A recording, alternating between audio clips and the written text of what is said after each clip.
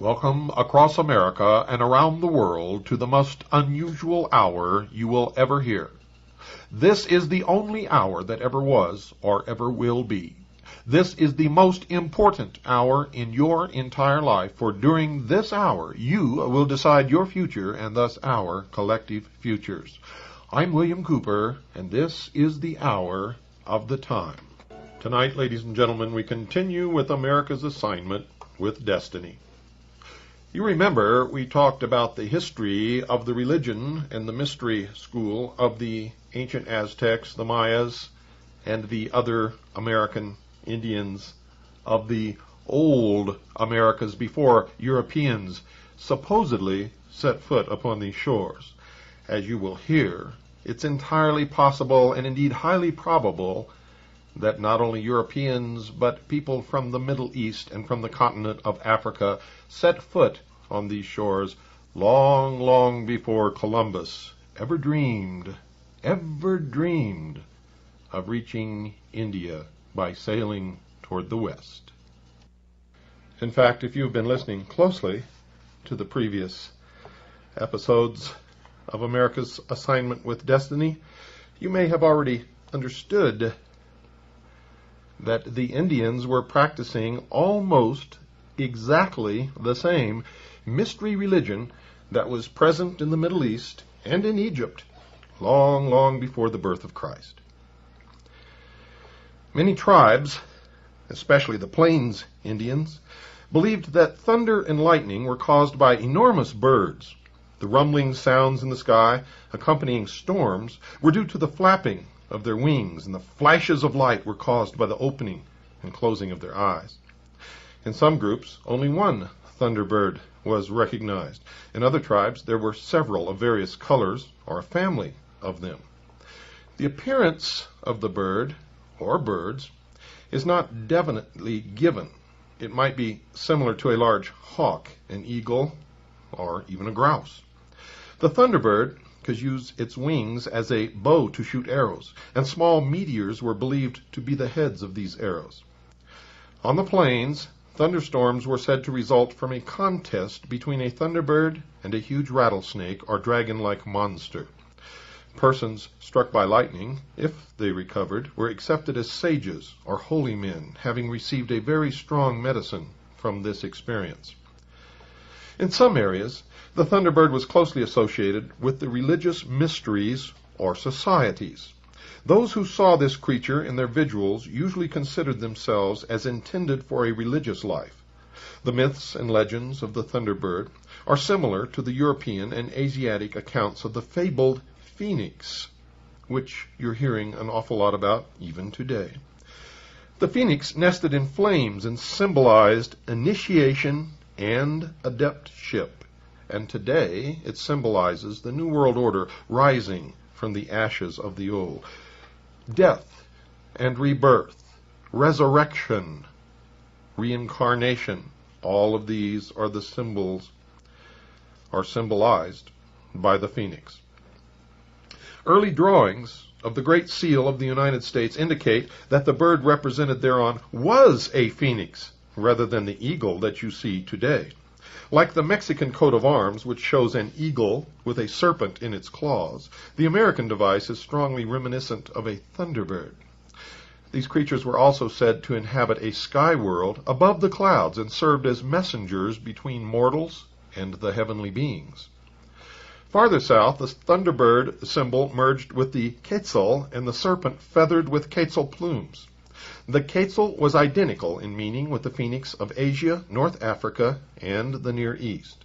The feathered serpent symbolism can be traced back to the hooded nagas, or serpent gods of India, and to the winged serpents which occur in the writings and sculpturings of the ancient Egyptians. The serpent was the messenger and servant of the Earth Mother because it dwelt below ground. For this reason, rattlesnakes were released during the snake dances in order that they might carry the petitions of the tribe to the mother who dwelt below. Birds were also carriers of tidings, and as they flew upward, they bore with them prayers to the Great Father who lived in the sky lodge. The thunderbird was the most powerful and was the lord of flying things. The thunderbird and the feathered snake were symbolical of the mysteries of the upper and lower regions. Priestly orders served this twofold cult, the secrets of which were revealed only by an internal mystical experience. Now remember the ancient Egyptian religion? They had the mysteries of the upper and lower regions, and the priestly orders served this twofold cult also, the androgynous god. Britain, describing various devices used by the Amerindian tribes to conserve their religious secrets, says, all these stratagems were intended to shroud with impenetrable secrecy the mysteries of the brotherhood. With the same motive, the priests formed societies of different grades of illumination, only to be entered by those willing to undergo trying ordeals, whose secrets were not to be revealed under the severest penalties. Now, anyone who's listened to our 26 episodes of the series on Mystery Babylon, the Mystery Schools, will recognize the exact same religious philosophy that permeated first the old Mediterranean world and northern Africa, and then through the episodes of the Crusades and the Templars was brought into Europe and persists to this day all over the world. The Algonquins had 3 such grades. Remember the 3 degrees of initiation? 3 degrees in 6 acts, or 18, 6, 6, 6. The 3 grades of the Algonquins were the Wabino, the Meda, and the Josaquid, the last, of course, being the highest. To this, no white man was ever admitted. All tribes appear to have been controlled by these secret societies, just as our modern society is controlled by the mysteries today. Among the Amerindians, secret societies existed for the perpetuation and enlargement of the choicest knowledge of the tribe. Remember, at the heart and soul of the mysteries is illumination, the light, Lucifer.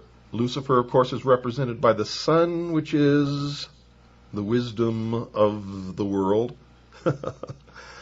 It represents the intellect. Remember the Garden of Eden, the story?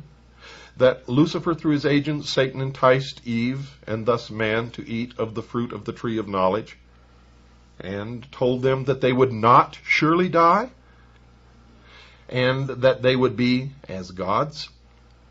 Well, this is the promise.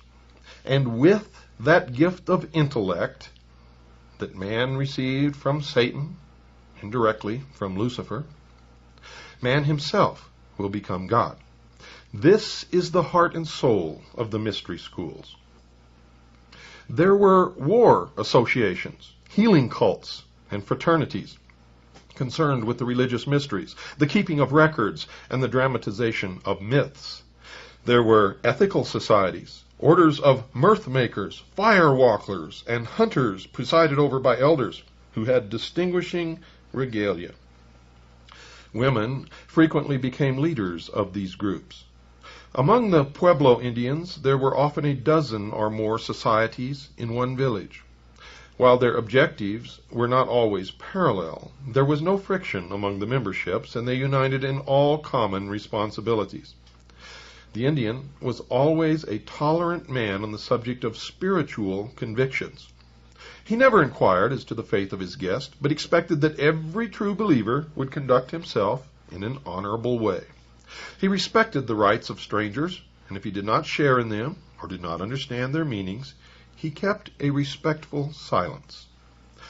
The reference to the dramatization of myths suggests that a number of Indian tribes were practicing the same methods of presenting religious mysteries that were employed by the Greeks and the Egyptians.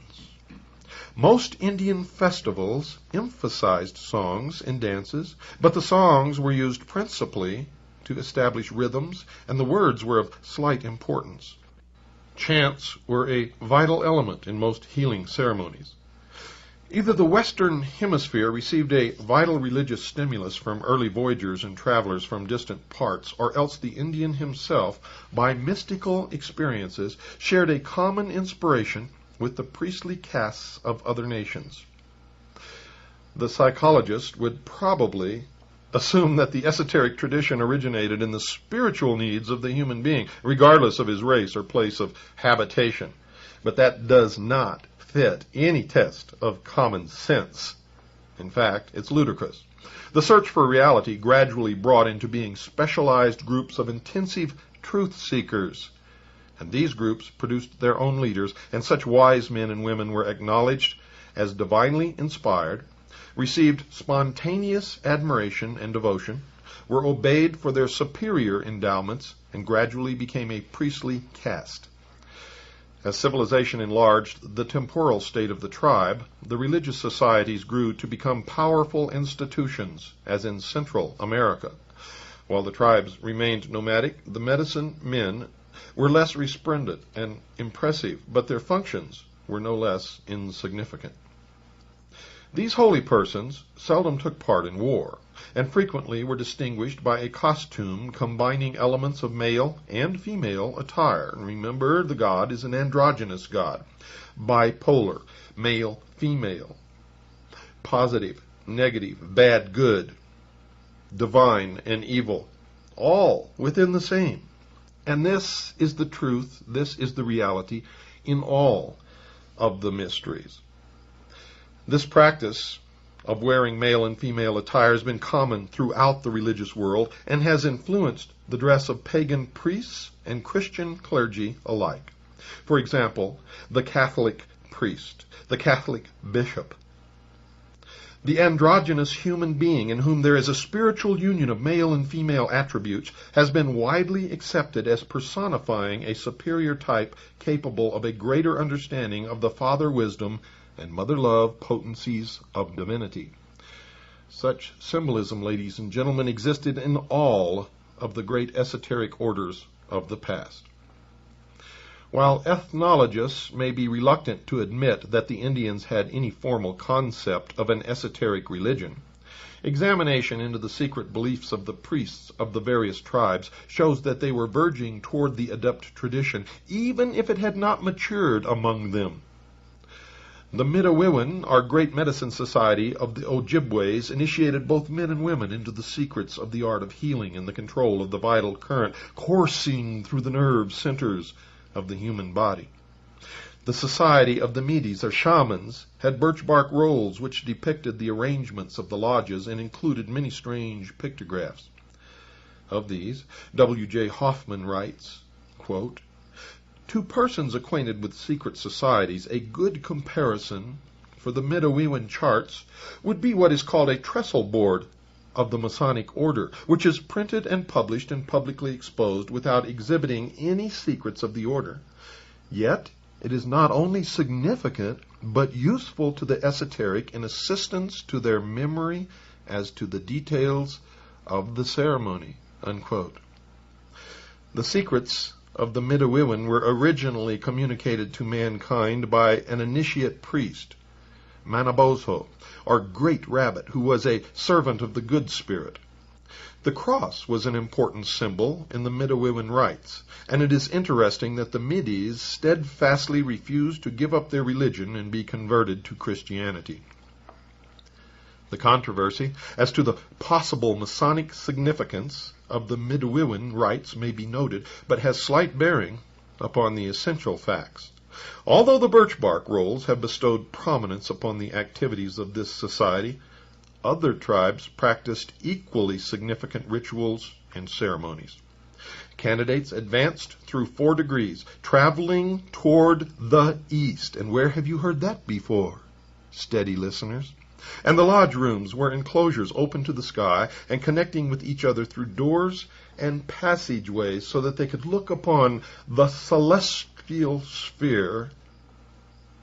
The neophyte was tested and subjected to trials and hazards, and also was presented with a sequence of visual arrangements of symbols and other esoteric paraphernalia.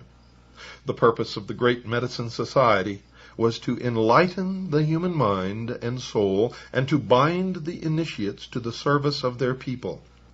It included a method for stimulating extrasensory perceptions and a personal investigation into the secrets of nature. In 1919, Arthur C. Parker was invited into a secret lodge of the Senecas to witness their ceremonies. Here he heard the legend of Red Hand, a culture hero who could hold conversation with the Great Mystery. From the Great Mystery he learned to love all the creatures of the earth, and he spoke the language of the birds and animals. Red Hand was slain by a poisoned arrow because he would not reveal to his assassin the secret of his spiritual power. The animals, discovering by the power of scent that their brother friend had been killed, gathered in council about his body to find a means of bringing him back to life. Each of the creatures gave part of himself to restore Red Hand to the living. At last the bear came forward, and grasping the hand of the martyred hero, raised him by the strong grip of his paw. Those acquainted with the ritual of the 3rd degree of the Blue Lodge of Freemasonry will realize that this story must have originated among the rituals of the esoteric schools, because it is the exact same ceremony of the raising of the Master Mason at the end of the initiation of the 3rd degree by the grip of the lion's paw. Mr. Parker himself, a 32nd degree Freemason, sums up the account of his experience in the rites of the Senecas thusly, quote, "Little has been told. The door has only been held ajar the slightest space, and no secrets have been revealed. There were feather wands and deerskins, but no purple robes or crowns. Yet who shall say that the Senecas have not the thread of the legend of Osiris, or that they have not an inherent Freemasonry?" Unquote. And indeed, who can say? In the area centering in what is now New York State and extending north and south a considerable distance, the 5, later 6 nations comprising the Iroquois League attained a high state of social and political integrity. The 2 great leaders of these Amerinds were Daganoweda and Hiawatha. It is impossible to study the life of Daganoweda, whose coming was announced by a mysterious visitor from the heaven world, without realizing that he fulfilled all the requirements of the adept tradition. Daganoweda was born of an immaculate conception. Let me say that again for you folks. Daganoweda was born of an immaculate conception, possessed the power to work miracles, prayed and fasted, practiced the vigils, was confirmed in his mission by the Great Father, and passed through numerous trials and persecutions. Hiawatha became his first and most distinguished disciple, and these 2, working together, sought to establish everlasting peace among their peoples. The founder of the Inca dynasty of Peru was the initiate statesman Manco Capac, who flourished in the 11th century A.D. He reformed the social and religious life of the tribes of the Aymara Quichua race in the capital city of Cuzco, which he built. Manco Capac established the religion of the sun. He was a statesman of ability and claimed to be a direct descendant of the sun god. The empire of the Incas, which he founded, is remembered especially for its experiments in socialized living. Peru has the distinction of having cradled the first successful utopia. And folks, I would argue with that. If it was so successful, where is it today? Manly P. Hall probably would disagree with that, saying that for its time it was a successful utopia. Utopia means perfect, folks. It means the best. It means the fulfillment of all the ideals, and could never pass away if it was, in fact, a successful utopia.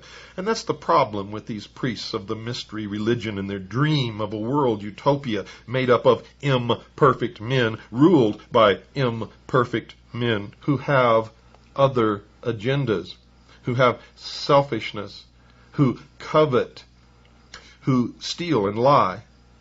We all struggle with those things every day. Anyone who stands before me and tells me that they do not struggle with these imperfections of man and with the temptations of the material world and of the flesh, then I see before me a liar.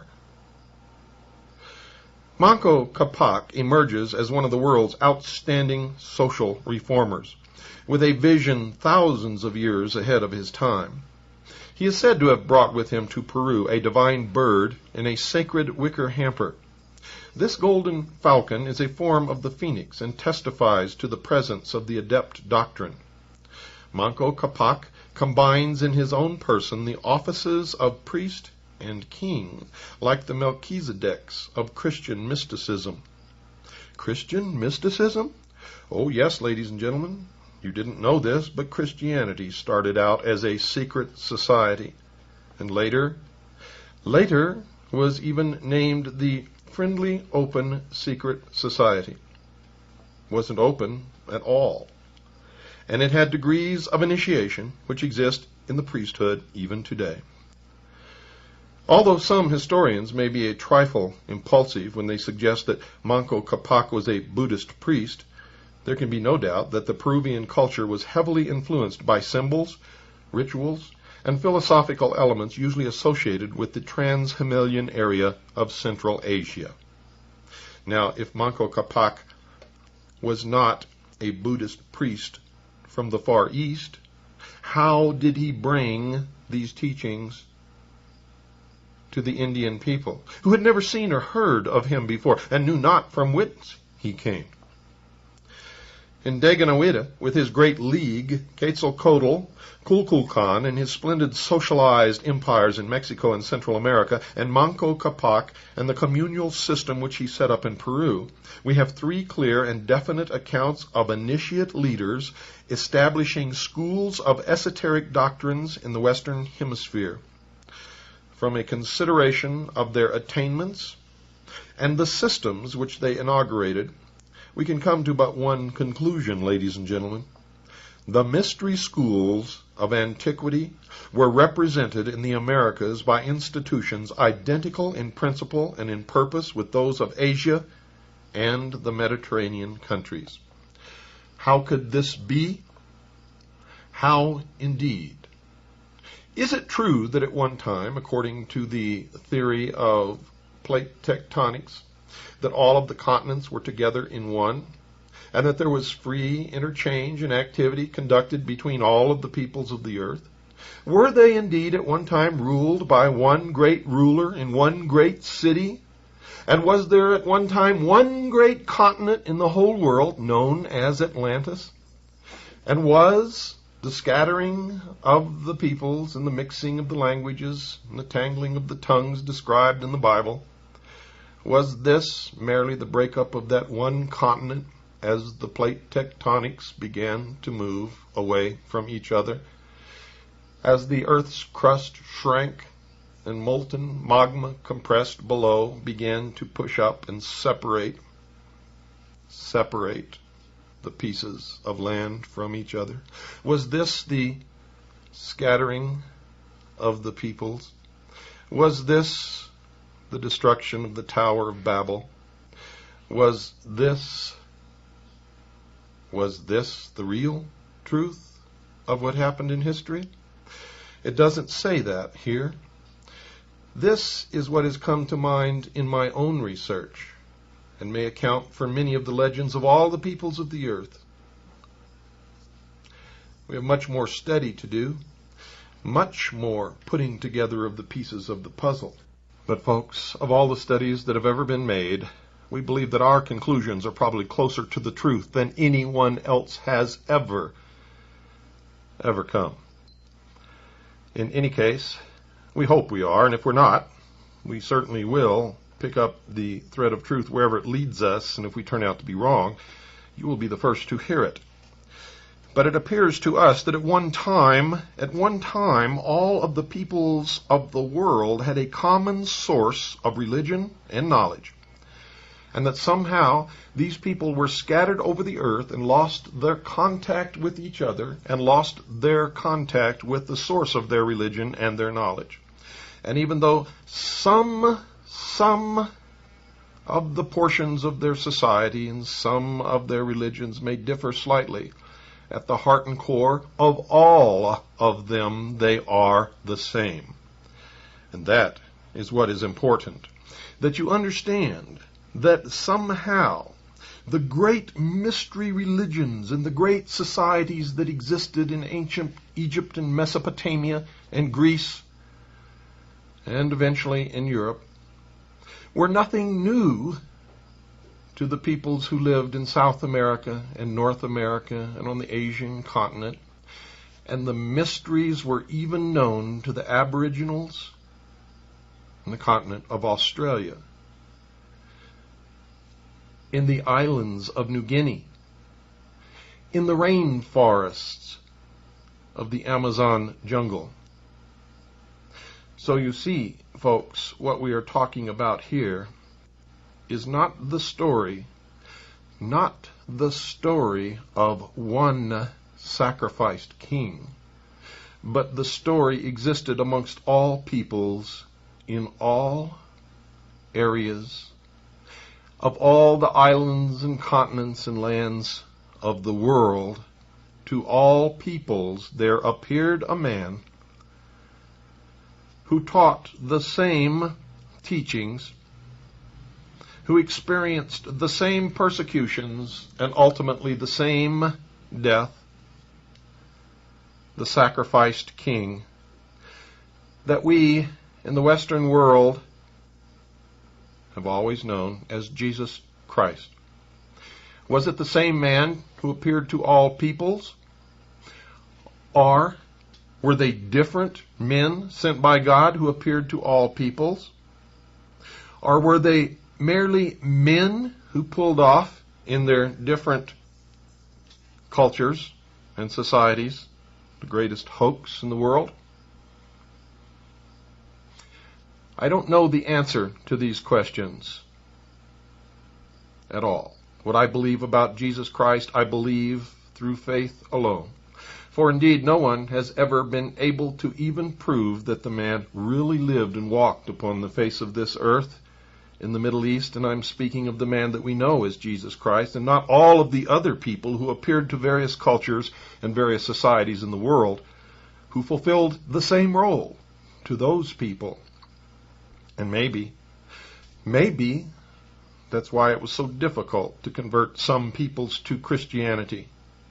Maybe they already were, in their own way, Christians. It's time for our break, folks. Don't go away. I'll be right back after this very short pause.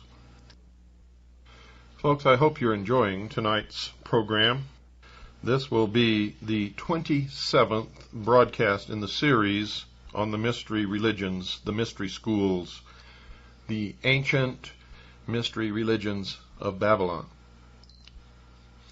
Now, I don't know if you've made the connection yet, and if you've just started listening to this program, then I would not even expect you to understand what all this means. But for those of you who have been with us for a long, long time and have listened to that series on the mystery religions from the beginning, I certainly expect you to understand the connection between what you are hearing and what is happening in the world today.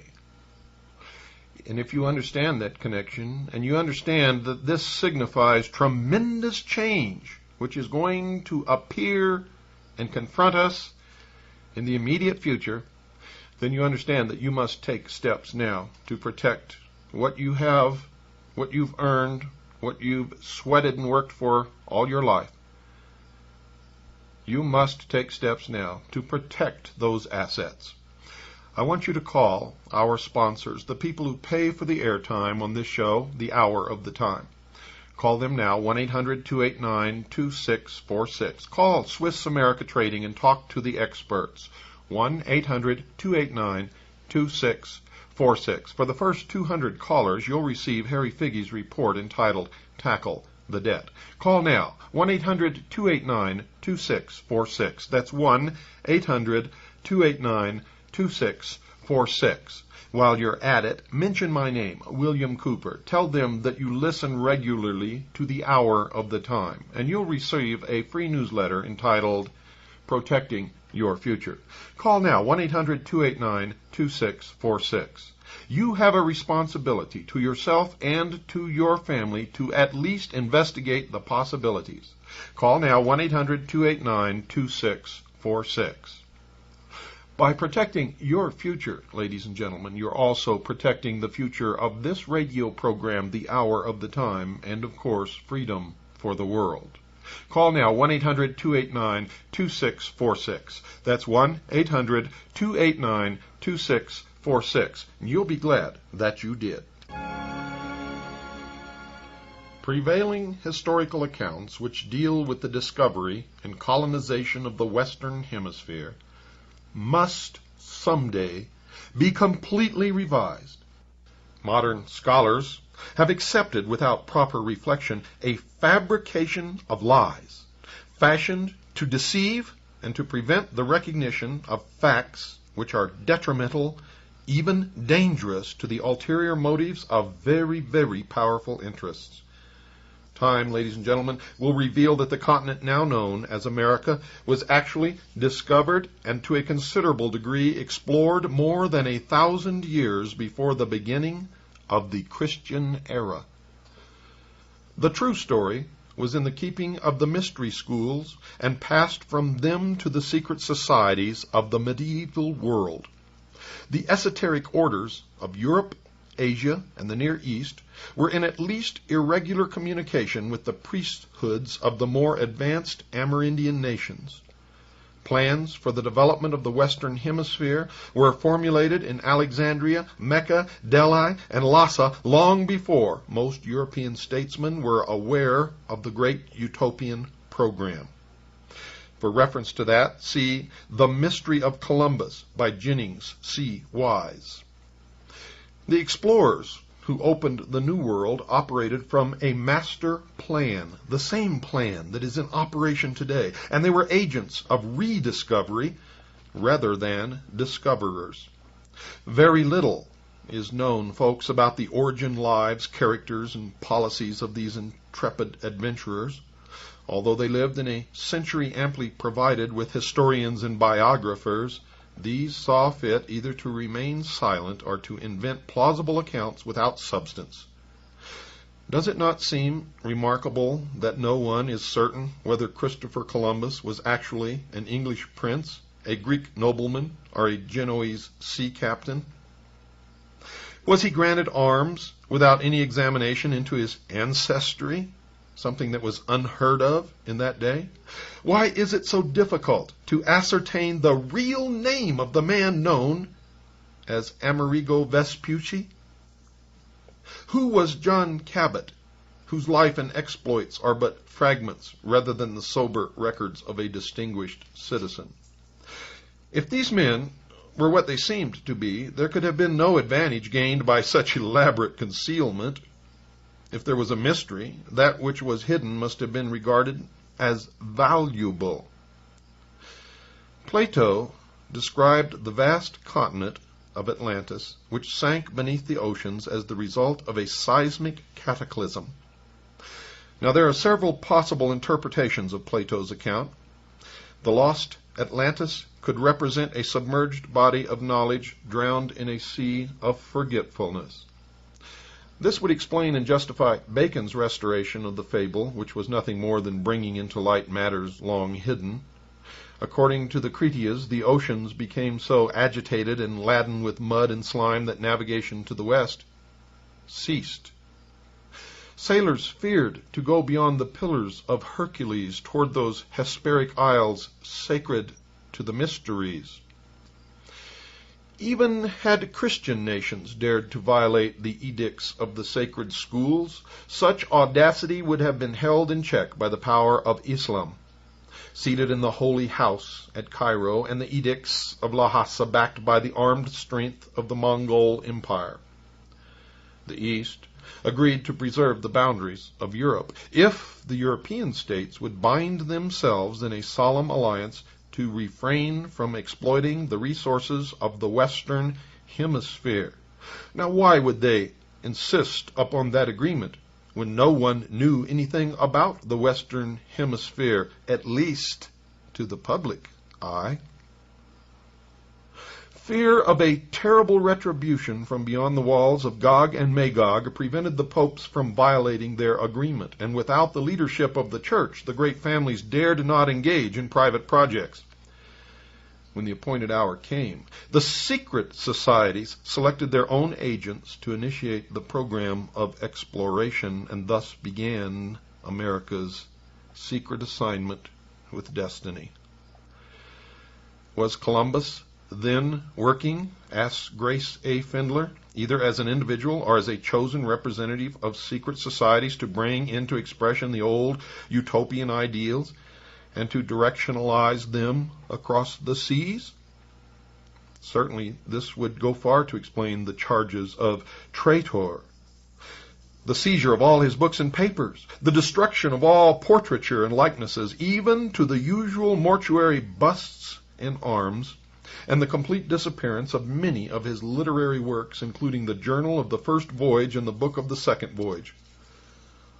All this, ladies and gentlemen, would then have been mere inquisitional routine, with the rewriting of his biography more or less both of political necessity and, of course, a holy duty. See the book for more on this, called New Truths About Columbus. Campanella, in his Savita Solis, caused a Genoese sea captain to be the guest of the Grand Master of the Knights Hospitallers.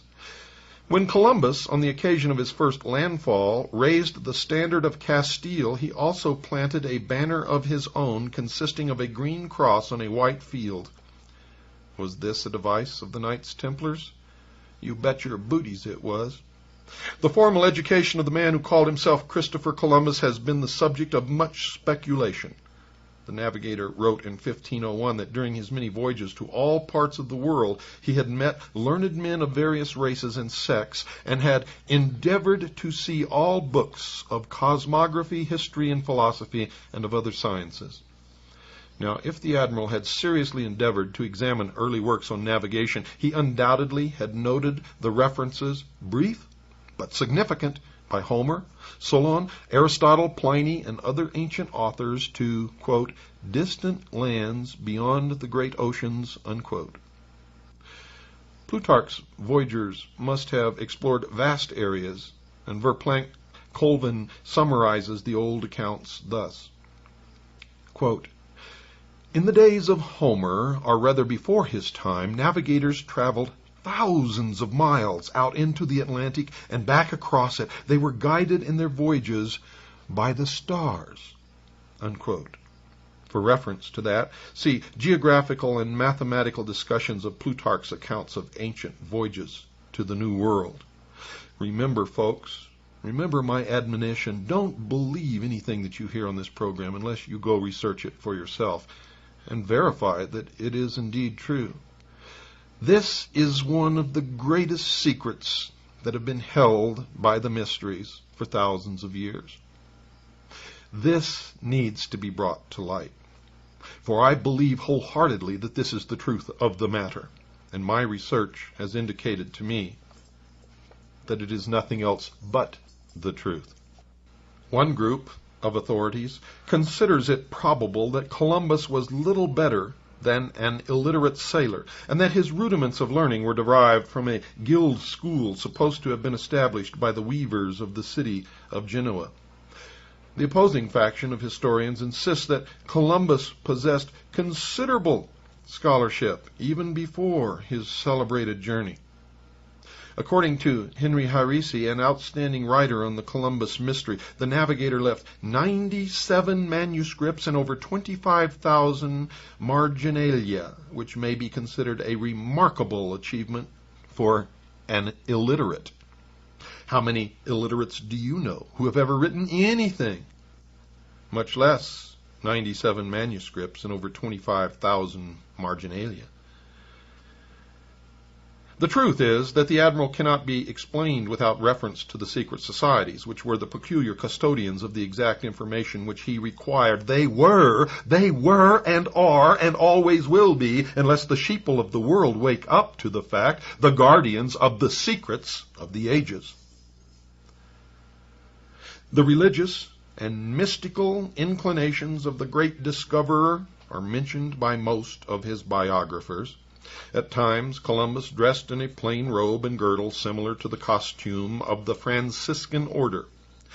It was reported by his son that Columbus died wearing a Franciscan frock. It is not known, however, that he was directly associated with this order, even as a lay brother. Several religious groups of the times, including fraternities known to be connected with the esoteric tradition, favored this kind of habit. Perhaps the peculiarities of his costume were overlooked or conveniently forgotten. Of course, when we see pictures of Columbus, we never see him dressed in the robe of the Franciscan order, now do we? The admiral regarded himself as chosen by heaven to fulfill a great mission and was strengthened by the conviction that he was guarded and guided by the divine providence. Where have you heard that before? Divine providence was spoken of by Columbus and by all of our forefathers, who also, by the way, belonged to the same mystery religion. Such contemporary reports, folks, could imply far more than modern writers would like to acknowledge, and far more than you probably even want to hear.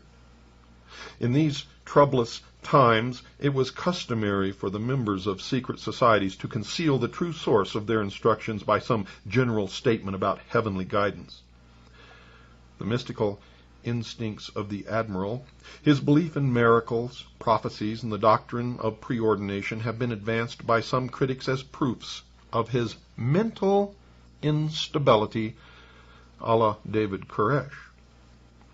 Referring to what he calls the colossal mystical self-confidence of Columbus, John Bartlett Brebner writes that it was so integral a part of the navigator that he could believe on one occasion in his voyaging that God had led him to the new heaven and new earth of revelation, and in his darkest hour he knew that God spoke to him in encouragement. On his third voyage, the navigator believed that he heard the voice of God speaking words of strength and comfort. On his fourth voyage, when great emergencies threatened the entire enterprise, the admiral fell into a trance, and a voice spoke to him and said, quote, "O fool, and slow to believe and to serve thy God, the God of all, what did he do more for Moses or for David, his servant, than he has done for thee?" Unquote. For reference to that, see the book called The Explorers of North America. Columbus, folks, may have been a disciple or student of the illuminated Raymond Lully. There is a persistent rumor to this effect. He was also involved with the group perpetuating the political convictions of Dante. The following tribute to the Italian poet is indicative and stimulating. Quote, "Dante himself was a member of the Albigensian Church, and it is said for a number of years officiated as pastor of that powerful organization in various European cities. He was a friend of Roger Bacon and an associate and advisor of powerful leaders in the ancient order of the Temple, which was at the date of his death, while apparently at the summit of its power, actually nearing its own disastrous end. Dante is said to have been an initiate of the esoteric doctrines of the Templars. Columbus made use of ciphers and cryptic allegorical expressions and figures of speech. While such ciphers are known to exist in his manuscripts, no systematic effort to decode them has come to public attention. Cecil Jane conjectured that Columbus in his cryptic signatures made use of something resembling a Baconian cipher intended to convey information which could not be directly communicated and to supply the clue to a secret otherwise carefully concealed. See the book entitled Contemporary Historical Review, Volume 1, 37. Incidentally, folks, the Columbus signature ciphers are extremely reminiscent of the Albigensian papermaker's marks, which you can look up. Seraphim G. Canotis, J.D. of the University of Athens, in his work Christopher Columbus, a Greek nobleman, attempted to restore the early life of the great discoverer. His findings, calculated to sustain the title of his book, are most, quote, illuminating, unquote. The secret preparations for the colonization of the Fortunate Isles, or the Blessed Isles of the West, were in the keeping of the Albigenses, the troubadours, and the chivalric orders of knighthood, which are in control today. You see, when you started listening to my series on the mystery religions of Babylon, I know that some of you thought that I was stark raving mad, but if you've persisted and listened to each episode, you can see the connecting links throughout history, and you can see that I am the only one who is telling you the truth, the real truth, about the hidden powers that control our destinies, and indeed the destiny of America. The final phase of the exploration project was left largely to the erudition of Lorenzo the Magnificent and the skill of Leonardo da Vinci. Lorenzo de' Medici was a distinguished Platonist, a patron of secret societies, the founder of an important philosophical school, and a subtle adversary of the Borgias. Leonardo was a faithful agent of the great Florentine prince, and one of those men possessed by the spirit of towardness. Although Lorenzo did not live to see the fulfillment of the great plan, quote unquote, he spoke the magic word which opened for Columbus the most exclusive institutions in Europe and invested him with the temporal means for acquiring a measure of consideration from liberal princes and scholars. You see, it was the invisible hand of the Medici that balanced on end the celebrated egg. The conclusions of Columbus concerning the shape of the earth indicate that he was acquainted with the esoteric traditions of Asia and the Near East. He partly revealed the source of his own instructions when he declared the planet to be shaped like a pear, the upper end of which projected toward the sky like the boss in the center of a shield, and it was not until we put satellites in the sky that the modern man discovered that the earth is shaped like a pear. And this discovery, ladies and gentlemen, came only recently. Only recently. So we know that Columbus did have some source of esoteric truth that was not known by the common man and was way beyond the ability of those at that time to even perceive or to know, unless they were the remnant of some great society that had gone before and was destroyed. Now, I'm not telling you that that's the truth, for no one really knows, but that's what all of the evidence seems to point to. And who are these people, the survivors? Well, I would not even want to venture a guess at this point, but I certainly want to continue my research, and I want you to continue yours, and together we will find out. Now, what he knew about the earth is that the top of this protuberance of the pear-shaped earth was the terrestrial paradise where none could go except by the grace of God. The admiral noted that this shape coincided with the opinions of certain holy and wise theologians, but he failed to mention the sects or religions to which they belonged. The earth mountain was certainly the Meru of the Brahmins and the sacred hill of the Egyptian mysteries. Mount Meru, like Chang Shambhala, Olympus, and the peak described in the Revelation are all veiled allusions to the invisible government of the earth. In case you didn't hear that, I'm going to repeat it. The earth mountain was certainly the Meru of the Brahmins and the sacred hill of the Egyptian mysteries. Mount Meru, like Chang Shambhala, Olympus, and the peak described in the Revelation are all veiled allusions to the invisible government of the earth. Nor should it be assumed, ladies and gentlemen, that all historical uncertainty centered around Columbus. Cologne, the dove of Genoa. The case of John Cabot is equally curious. There may be more than passing interest in the observation of one research student who said, quote, "When Columbus in the interim between voyages disappears from public view, John Cabot appears and permanently disappears when Columbus reappears," unquote. See the book entitled New Truths About Columbus by Grace A. Findler for reference to that. You see, it's easy to forget that John Cabot was really Giovanni Caboto, born in Genoa and a naturalized citizen of Venice. It was especially mentioned that in one of his journeys, Cabot visited Mecca, and like Columbus, was acquainted with the wise men of the Near East. It has even been suggested that he had contacted the religious and political convictions of the secret Christian sect of the Johannites, which played so large a part in the esoteric doctrines of the Templars. Cabot conveniently found the ear of the English king and was immediately entrusted with a delicate diplomatic mission to Denmark to arbitrate disputes over the fisheries of Iceland. Grace Findler also notes that the records of the English privy purse shows a pension paid to one Antonio Cabot for several years after John Cabot was historically dead. The pension passed through the hands of an English merchant named Ricci di Americi. The voyages of Cabot were important inasmuch as they resulted in a division which gave most of North America to the English group, which was free from the theological and mercenary pressures of the Spanish program. You see, the great plan reached the Western Hemisphere through a series of incidents. Many early explorers and colonizers are known to have been associated with secret societies. There is no historical way of determining the secret spiritual convictions of so-called conquistadores, adventurers, and founders of plantations.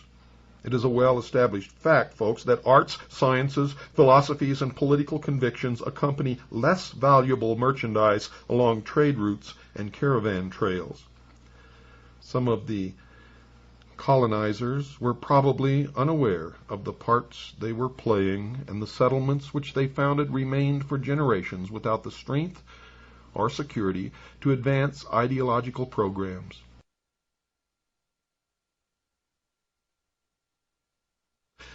The work then, as always, was in the hands and keeping of a very few initiated leaders.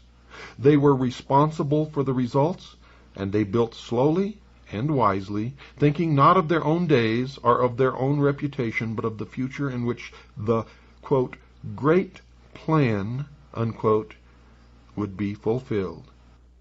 You all of you out there listening, all around the world, have such unlimited potential. If only your own personal handsome prince or princess could deliver to your lips that magic kiss that would wake you from your profound sleep. Good night, and God bless you all.